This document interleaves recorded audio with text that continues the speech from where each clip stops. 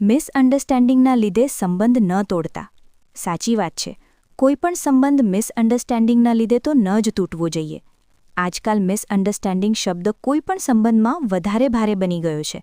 પાર્ટનરની લાઈફમાં ત્રીજી વ્યક્તિની એન્ટ્રી હોય કે પછી જસ્ટ ફ્રેન્ડ છે કહેવાનો રિવાજ. પરંતુ મોટાભાગના સંબંધો એકબીજાના અહંકારની સાથે સાથે મિસઅન્ડરસ્ટેન્ડિંગના કારણે અટકી પડે છે અથવા તો કાયમ માટે ખતમ થઈ જાય છે. માટે કહેવાનું મન થાય કે જો તમારી રિલેશનશિપમાં કોઈને કોઈ રીતે મિસઅન્ડરસ્ટેન્ડિંગ થઈ હોય કે થતી હોય તો એકબીજાથી અલગ થઈ ગયા કે અબોલા થઈ ગયા કરતાં મિસઅન્ડરસ્ટેન્ડિંગ દૂર કરવાના પ્રયાસ કરજો.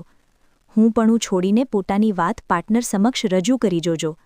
ખાસ વાત તો એ કે જો ભૂલ થઈ હોય એકબીજાની કે પાર્ટનરની તો દિલથી માફી માંગે તો તે માફીને સ્વીકાર કરી ગળે વળગાડી લેજો.